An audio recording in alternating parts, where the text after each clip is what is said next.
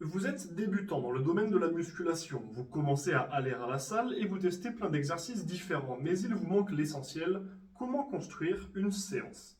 Déjà, félicitations. Et si vous n'avez pas le budget ou tout simplement pas l'envie d'être suivi et programmé par un professionnel, je vous propose aujourd'hui de nous pencher ensemble sur quelques bases nécessaires pour construire une séance d'entraînement pertinente et efficace.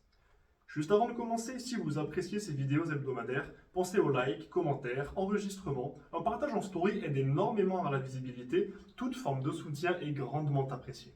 Débutons par deux petits rappels. Premièrement, cette séance n'est pas parfaite. Elle n'est pas unique. Et elle ne va pas résoudre tous vos problèmes dans le domaine du sport. C'est simplement une ébauche pertinente pour des débutants qui veulent structurer leur progrès. Et deuxièmement, une séance, peu importe son ébauche, n'est pertinente que si elle est intégrée dans un bloc pertinent, lui-même intégrée dans un cycle pertinent, lui-même intégrée dans une planification pertinente, etc., etc. Sur ce, commençons. Si vous débutez la musculation sans objectif précis, sinon celui de progresser sur le long terme, alors il vous faudra acquérir les bases et préparer votre corps pour qu'il puisse faire face aux nouvelles contraintes que vous allez lui imposer. Dans cette situation, les débutants trouveront énormément de bénéfices dans le mix de travail de force et d'hypertrophie. Quel que soit votre objectif, que ce soit de la prise de masse, de la perte de poids, du développement de la force, en tant que néophyte, vous devez commencer par construire votre corps. Le travail de force va vous permettre de développer vos capacités nerveuses, mais également de travailler vos postures sous des charges plus lourdes. Il va aussi vous permettre de soulever de plus en plus lourd, ce qui se révélera très important pour continuer à progresser sur le long terme. De plus, les performances sur les mouvements principaux sont très souvent d'excellents indicateurs des capacités ainsi que des progrès. Donc, une partie du travail qui sera très essentielle. D'autant plus que la plupart des travaux de force se font via des mouvements pluriarticulaires, qui doivent représenter les bases de vos séances, comme nous l'avons déjà évoqué ensemble. Et comment le mettre en place? Eh bien, selon votre split d'entraînement, l'organisation de vos séances et le choix des exercices, sélectionnez-en un pluriarticulaire et faites une montée en gamme sur cet exercice après avoir réalisé votre échauffement, dont je ne parle pas ici, mais qui est bien évidemment essentiel. Puis, après échauffement et montée en gamme, faites vos séries de travail. Pour débuter, c'est aussi simple que ça. Ensuite, nous avions parlé d'hypertrophie. En tant que débutant, peu importe vos objectifs, prendre de la masse musculaire devrait être l'une de vos priorités. Si vous voulez faire une prise de masse, c'est idéal.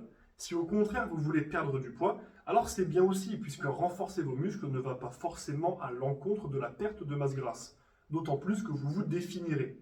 Et si vous voulez prendre de la force pour performer sur quelque chose de spécifique, alors vous aurez besoin d'une quantité de masse musculaire minimum pour pouvoir performer. Donc, dans la première partie, nous avions ciblé un ou éventuellement deux mouvements sur lesquels nous allions développer de la force. Nous nous sommes donc concentrés sur un travail de mouvement. Ici, pour l'hypertrophie, nous allons orienter nos efforts vers un travail de muscle ou de groupe musculaire. Toujours selon les modalités de votre séance, sélectionnez quelques exercices et travaillez-les, mais cette fois-ci en vous rapprochant plus des standards du travail d'hypertrophie. Ainsi, vous combinerez du volume avec un certain nombre de séries et de répétitions par semaine pour développer vos compétences sur les différents mouvements tout en affirmant votre masse musculaire, ainsi que de l'intensité et de la prise de force pour développer toutes vos capacités.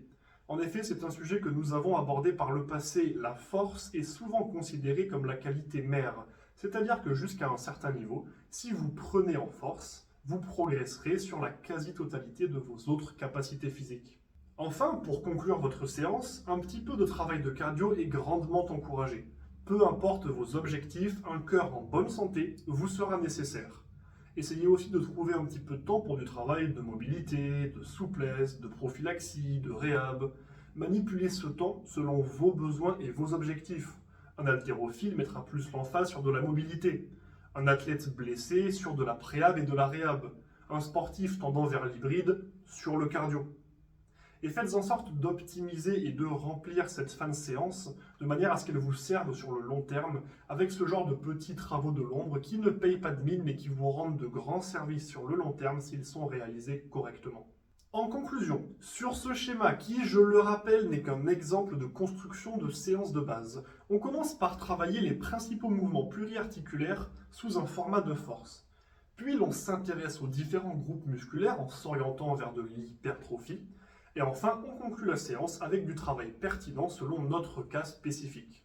J'espère que cette vidéo vous aura été utile. Si vous avez des questions sur les points que je viens d'aborder ou d'autres interrogations sur le sujet, contactez-moi pour me les poser. Si vous avez des questions concernant votre diète ou votre entraînement, ou même autres, n'hésitez pas à me les soumettre. Si vous cherchez un coach, préparateur physique, mental, réathlétisateur, nutritionniste, mettez-vous en contact avec moi et nous échangerons afin de mettre en place un suivi adapté à vos objectifs.